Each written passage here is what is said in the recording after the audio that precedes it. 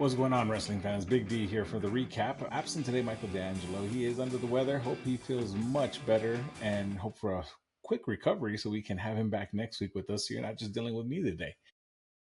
This week was interesting to say the very least. Going to hit some quick points here on Raw and SmackDown for those of you that missed it or maybe watched it and just kind of want to know what happened. So, on Raw, we started out with CM Punk coming out and backstage actually saying hi to everybody, saying hi to Jey Uso and a reluctant Sami Zayn who really didn't want to shake his hand initially, but did. And then they did that cool camera angle where it just follows him back into the ring.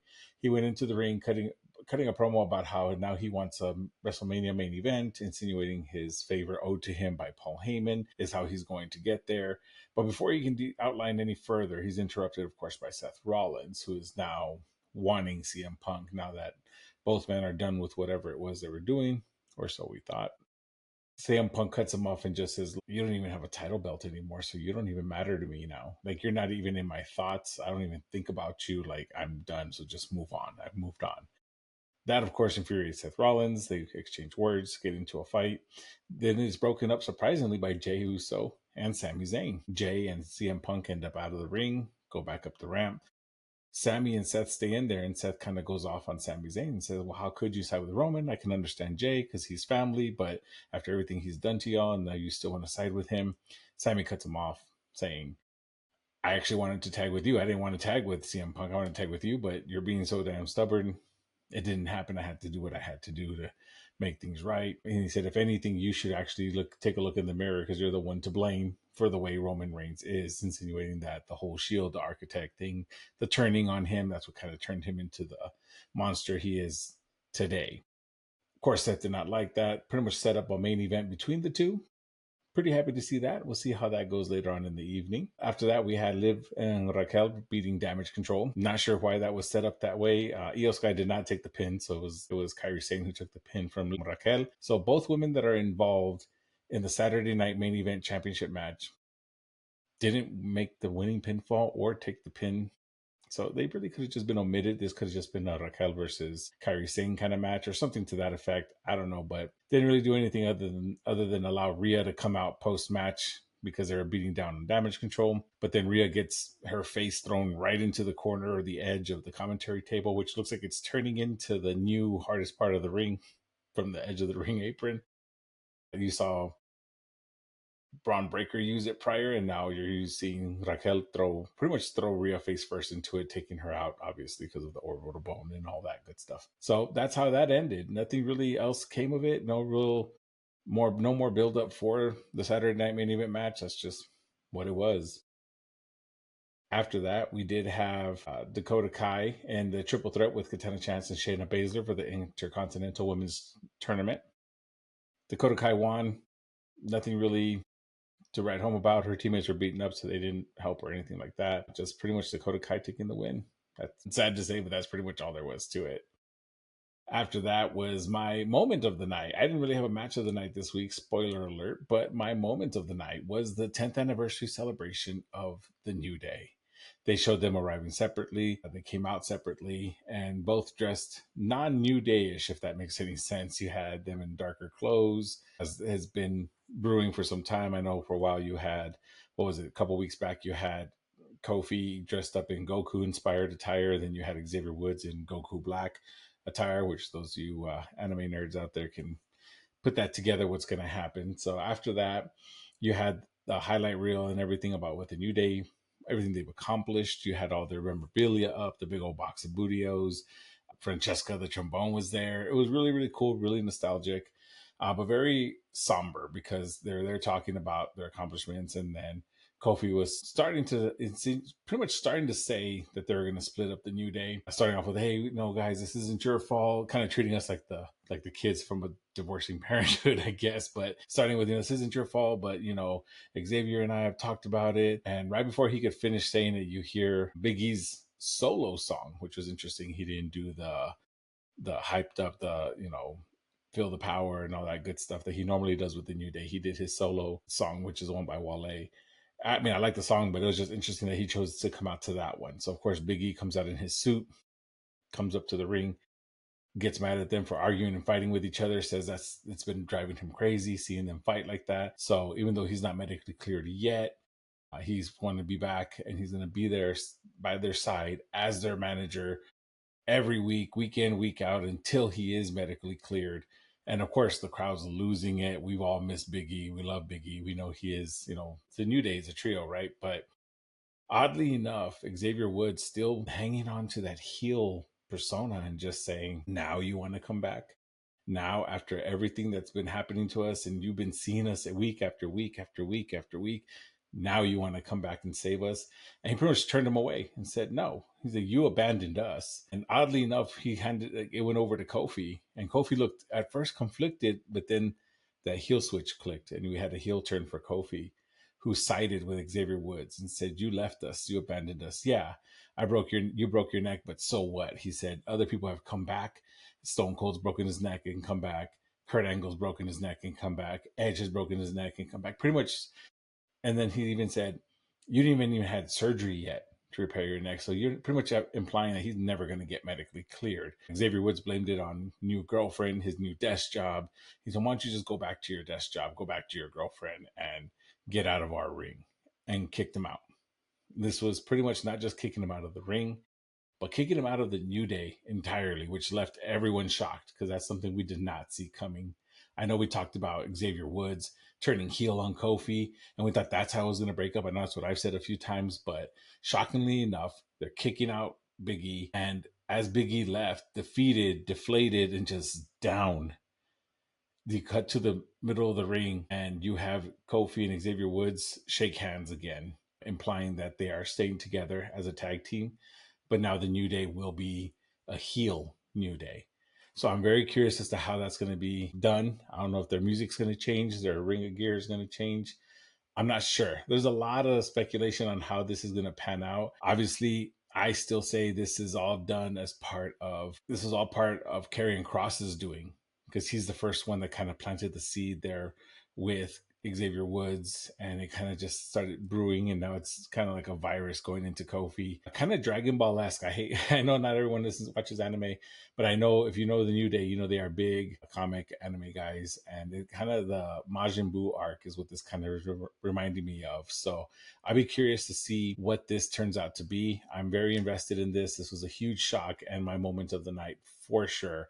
I feel this should have probably been the main event spot, just because so much happened and it just was a big deal. I mean, after 10 years now, we have no more full New Day. We just have Kofi and Xavier. So we'll see what happens with that. I'm excited. Let me know in the comments how you guys feel about it and what your thoughts are on how we're going to see the new heel faction, or tag team, I should say, because they're not even a faction anymore. We'll see. After that, backtrailing it here, we had Finn Balor trying to demand a title match with Gunther, kind of saying, "Hey, I helped you beat Damian Priest. You should help me out and give me a title shot." Gunther said, "I never asked for your help." And just to be a jerk, he was like, "Give it to Dominic." And he gave Dominic Mysterio a title match, which of course infuriated Finn Balor. Looking back into the Judgment Day, you have that struggle of power between Liv and Finn Balor, because, this Liv kind of brought them all their titles and brought them together, took them from Rhea.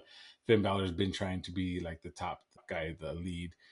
We'll see what happens with that as a whole. But for right now, you kind of have that small dissension going in there. So you had Gunther coming out against Dom. Dom, typical heel stuff, low blow, little heel tactics here and there, hit the 619, he even hit a frog splash, put up a decent fight, but Gunther just won easily, hitting a very, very, very impactful power bomb and taking the victory that way. Afterwards, you had Finn Balor come out and beat down on Gunther. How funny though, he was going to come out and interrupt anyway, and he still let Gunther defeat Dominic Mysterio. And actually, while he was coming in, he told him, "I hope you learned your lesson," kind of implying like he taught him, he did that on purpose. He waited for Dominic Mysterio to get beat up by Gunther before he came out to do his thing. And then Finn Balor said, "I'm going to show you how it's done," and then just kept hitting coup de grace after coup de grace. I think he hit 3 coup de grace. It was total 3 coup de grace. He hit him and left Gunther lying, picked up the belt and just threw it down on him. And that pretty much led to Nick Aldis creating the title match between Finn Balor, Gunther for Saturday night's main event. I'm excited for this match. I like Finn Balor. I like Gunther. I think both of them work really well together in the ring. It's going to be a very, very hard hitting match, I think, because Gunther's going to be pissed, but it's going to be fun. to see, and I'm hoping we see some old school Finn Balor come out of it, because I'm a huge fan of like the old school Finn Balor, Demon King, and all that good stuff. So we'll see what happens. After that, we had R-Truth beating Pete Dunne. That match was just kind of a throwaway match. I really didn't take any notes on that. Simply put, Pete Dunne got distracted by the crowd calling him Butch. R-Truth rolled him up. 1, 2, 3. Match is over. I don't know what they're gonna do with Pete Dunne. R-Truth, I love him to death, but this seems like they're kind of pushing Pete Dunne to the wayside now, and maybe I don't know what they're going to do with him, but that was kind of disappointing. It is what it is. After that, we had our main event between Sami Zayn and Seth Rollins. Oh my God, Seth Rollins. Before the match, Jey Uso was shown beat up backstage. Sami Zayn was trying to figure out who it was. He asked Adam Pearce, "Hey, was it Seth Rollins? Did you see anybody who did it?" He's assuming it's Seth Rollins to what happened beforehand. Nobody knows. Nobody knows anything. That led to Sami Zayn coming out furious. He came out full speed, full charge, coming at Seth Rollins, and it showed. He was a little more aggressive in his match, in the match, and as it progressed, he was getting more and more frustrated. Grabbed a chair and was going to bring the chair in to beat Seth Rollins with it, because he was, thinking it was Jey Uso. Seth Rollins just continued to plead it wasn't him. He's like, I don't do that. That's not my style. I wouldn't do anything like that. You know me. You know I wouldn't do that. Conflicted, Sami Zayn decided to turn around and throw the chair out of the ring. And when he did that, Seth Rollins took advantage, rolled him up. 1, 2, 3, match was over. Seth Rollins left the ring. And while he was outside of the ring, Sami Zayn was facing him. And he was telling Sami Zayn, it wasn't me. I didn't do that. That's not how I do things. Pretty much repeating. Moved on from it, and he kept walking away. After he went to the backstage area, Sami Zayn turns around, gets nailed by a Claymore by a returning Drew McIntyre, thus solving the mystery of who beat up who beat up Jey Uso backstage. Clearly, it's Drew McIntyre, just because of the fact that Drew McIntyre just loathes CM Punk to the point where now anyone that's helping CM Punk or partnering with CM Punk or befriending CM Punk apparently is going to get beat. So I'm pretty sure next week we're going to have Drew McIntyre coming out to confess to beating down Jey and taking full admiration for beating up Sami Zayn. So that was pretty much how Raw went down. It was okay. I think they were just trying to set stuff up for Saturday Night Main Event. My moment of the night, not even a match of the night, but my moment of the night was the New Day 10th anniversary celebration. The heel turn was a big surprise, caught me off guard. I knew Xavier was going to go heel, but I did not think both Kofi and Xavier and they were going to kick out Biggie. That was nuts. And it also led to a little Twitter feud between the Biggie's girlfriend and Xavier Woods, which if you haven't done so, go on X or whatever it's called now and check it out, because it was actually pretty cool. But yeah, that was how that show went. I would give the show overall a C+, just because, again, some of the things were okay. Furthering storylines, I'm always all for, but nothing too exciting to really note outside of that. Moving forward to SmackDown, pretty much, I'm not going to lie to y'all, this was a copy paste. It wasn't anything special or spectacular. It was almost the same thing. Only difference is we got a recap of both War Games matches. But the reason they did that is because they also announced that Jimmy Uso, Tonga Loa, Bronson Reed all sustained injuries.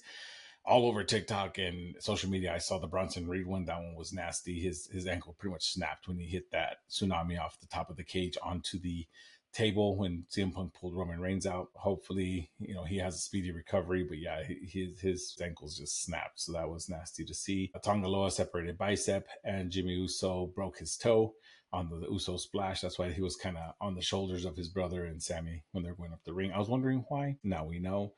I hope all three men have a speedy recovery. Hopefully we see them back in the ring soon. They didn't give a timeline. They pretty much just said indefinitely, which we know is just storyline.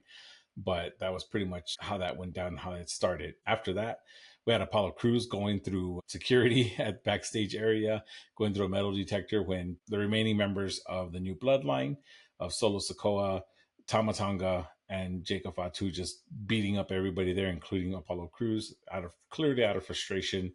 They're just going to just run roughshod through the backstage area apparently. So we'll see how that went throughout the rest of the night. Cut to the ring, you had Cody Rhodes coming out. He was about to cut a promo on Kevin Owens because they do have their match scheduled for Saturday Night Main Event. And before he could do that, Chad Gable interrupted him and kind of just saying, well, we're here. with all of American Made. He said, we're here because we're discussing with Nick Aldis the possible of a trade because there's an upcoming transfer portal or trade deadline. Looks like they're kind of mirroring college football and how they do that. I guess that's how they're going to eliminate the ability to have roster specific wrestlers. I think that's mainly because of the change to Netflix. They're probably going to want to rotate wrestlers in and out so that they can take advantage of the airtime on Netflix and on USA. So we'll see how that goes. But yeah, that's going to be the trade deadline or the transfer portal, whatever they're calling it now, is there. But in a nutshell, Chad Gable came out talking about how Kevin Owens isn't wrong and that he deserves a better friend because Cody Rhodes is just selfish and thinks about himself. There's a lot of back and forth going on there. Cody Rhodes even referenced how he respected Chad Gable because they're similar, although he was Stardust, Cody was Stardust, Chad Gable was Shorty G, and they both made it work. Touching nerves, but at the same time making valid points on how they can put over whatever they've been given, and now they're put in better positions so that they can be great performers and great competitors in WWE. Of course, Chad Gable, again, just poking the bear, and got what he wanted. He got Cody upset enough to where Cody told him, well, you know what? While you're talking to Nick Aldis about the whole trade thing, why don't you talk to him about setting us up for the main event tonight? And let's see how you do.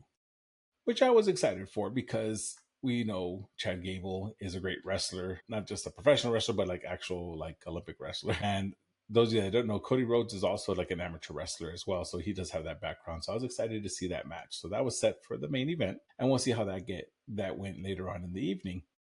Before we got to that, though, we had Tiffany Stratton, Naomi, and Elektra Lopez in the U.S. Women's Title Tournament. Of course, Candice LeRae had some interference there when Naomi was trying to come up with a victory doing the split leg moonsault. Scary moment, I do want to point out. I know last week we talked about War Games and how the women's match seemed kind of clunky, a little sloppy.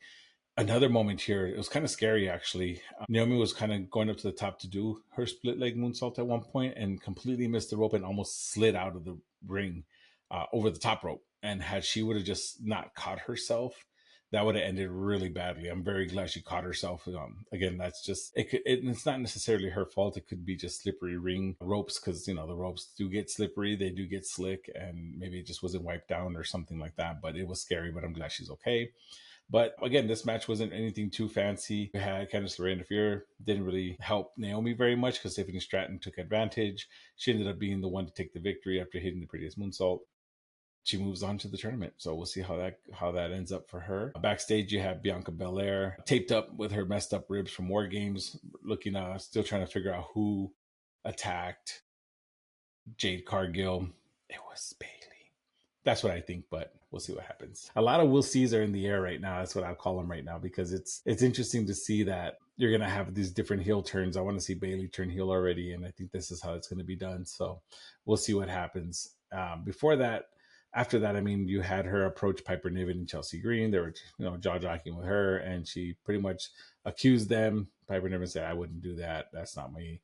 I didn't do that, but I'll fight you in the ring. And they set up for a match, which was okay. It was fun. It was actually a interesting match because Bianca sold her ribs so much. She had a lot of moments where she couldn't pick up Piper Niven. She couldn't do a lot of her power moves, even just getting up and doing flips or whatever. You could tell she was hurting. She did a crossbody, which hurt her.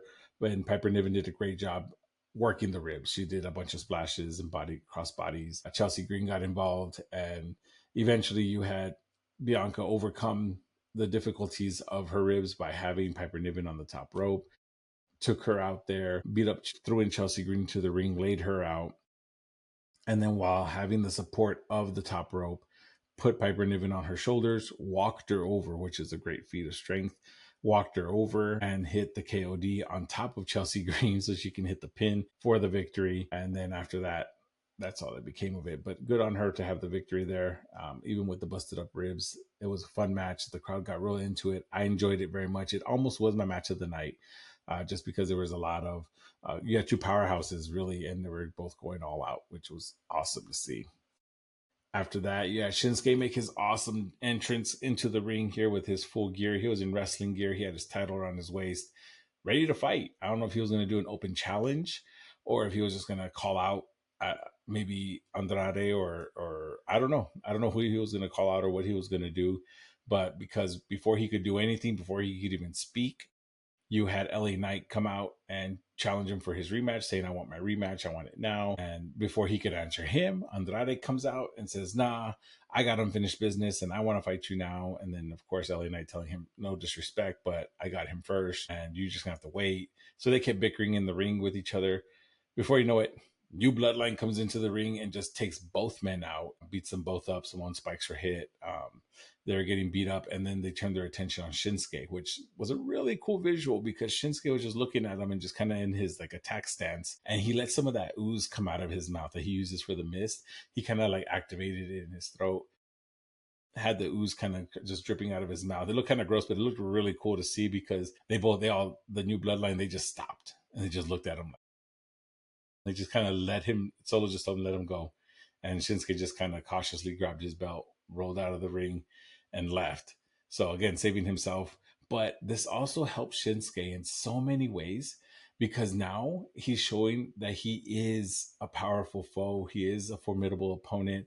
People don't want to mess with him. And I think that helps because he only had a 3-week build for LA Knight and taking the title off of LA Knight. So I think this is really helping him out, and that is building him up into a mega heel, and that he can be this powerful being that just, he talked about transforming and becoming something bigger. This is how he did it, and I'm for it. I love it. I like what they're doing with Shinsuke, so hopefully they keep that up. After that, backstage, or I should say a little bit before that, you had a backstage moment where Street Profits were shown beat up and laid out in the backstage area, and Nick Aldis trying to figure out who did it, what was going on. He ran into Motor City Machine Guns and told them, "Hey, we're not going to be able to do the match tonight. They're out. They're beat up. They're not. I'm not going to make them wrestle. They need medical attention. They got beat up pretty bad." Johnny Gargano pops back in and says, "Wait, DIY can take the match. Just let us take the match, and we can do it." And Nick Aldis was hesitant. Motor City Machine Guns, because again, they're friends with Johnny Gargano. They're like, you know what? Yeah, we'll do that. If they're down, we're down. Match was set. Fast forward. Now you had DIY versus Motor City Machine Guns for the tag titles. You had Johnny Gargano telling Tommaso Ciampa, "See, I set this up for us. It's going to be good." Tommaso Ciampa still being the heel and saying, "Well, we'll see. You still haven't answered my question when I asked you," which is pretty much when he asked it me or him, them or him, right? So he never really answered it, but we'll see. You'll show me right now in the ring. And he just walked out. The match was good. Lots of heel tactics from Tommaso Ciampa. First off, right off the bat, he's just doing, and it's not necessarily cheating tactics. He was just doing more just like the aggressive beating up and just hard hits and then he had a moment where he went to go tag in Gargano and told him, okay, hit him. I guess hitting his buddy while he's down, and he wouldn't do it. He picked him up and got him into like an arm lock or something, an arm bar or something like that, very soft. And Tommaso Ciampa got so mad, tagged himself back in, and just kept on beating down on the Motor City Machine Guns and saying that, Johnny Gargano's not thinking straight, he's not doing things right. He was getting frustrated with him. That continued throughout the match, where Tommaso Ciampa would give him a chance, get frustrated, tag himself back in, and continue being the aggressor. Well, of course, Motor City Machine Guns got their offense in here and there, but for the most part, it was DIY up until the very end, where Johnny Gargano had a moment where he was on the other side of the ring and he kind of just dropped to his knees and hit a low blow. And you could tell in his eyes he looked dazed. And then he went and just threw him over to the corner, and Tommaso Ciampa just looked at him, and then he just looked at Tommaso Ciampa and just tagged him in. But he kind of laughed and says, that was easy, and just tagged him in. And you had the heel turn from Johnny Gargano, which nobody saw coming. I think everyone thought, including myself, that DIY was just going to split off of this tension. And Johnny Gargano, in fact, just turned heel, which is cool to see. And so they got in, they finished him up, hit the meat in the middle. Match was over, 1, 2, 3, new tag champs because of the heel tactics. Now we have heel DIY. Motor City Machine Guns, I'm sure, are going to want some kind of rematch. And I'm sure Street Profits, we already know who attacked them. We're pretty sure it was Johnny Gargano, either by himself or with Tommaso Ciampa.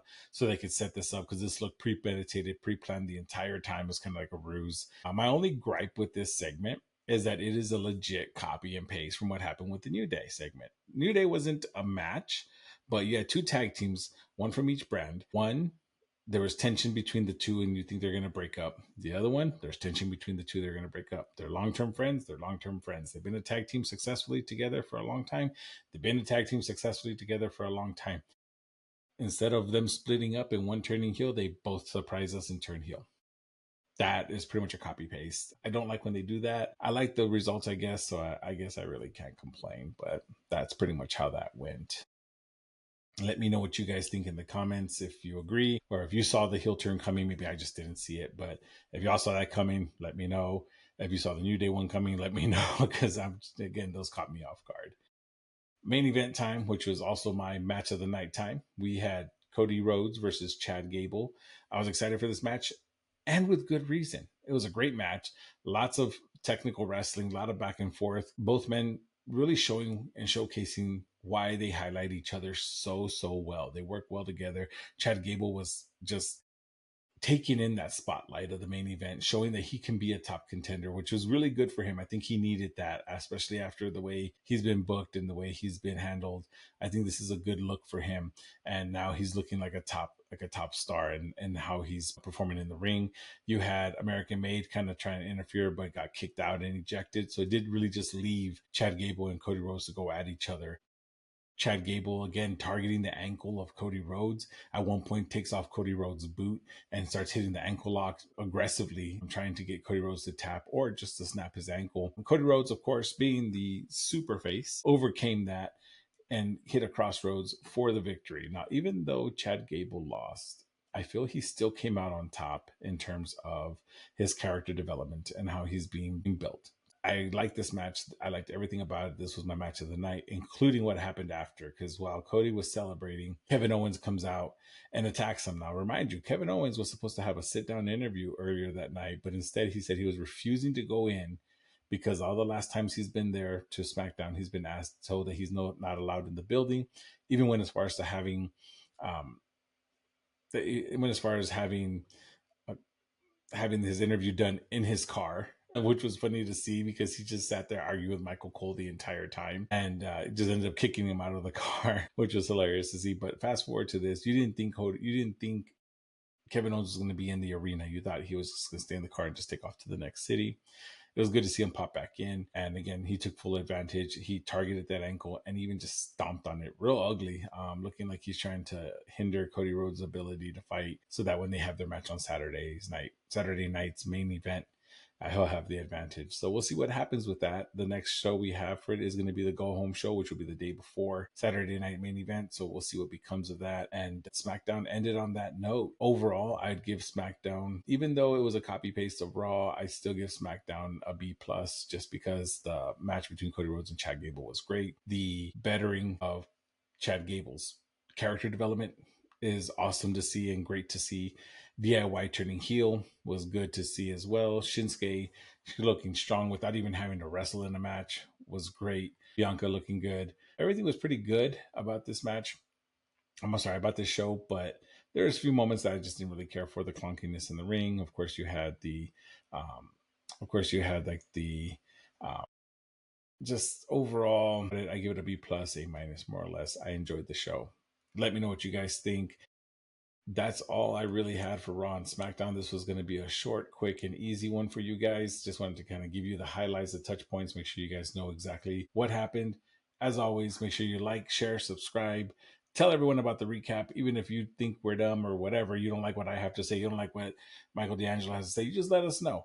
Put it in the chat or in the comment section. We post on TikTok and Instagram, Facebook, whatever. Comment, talk about it. Let us know what you think, what you can always improve on. We appreciate every single one of you guys.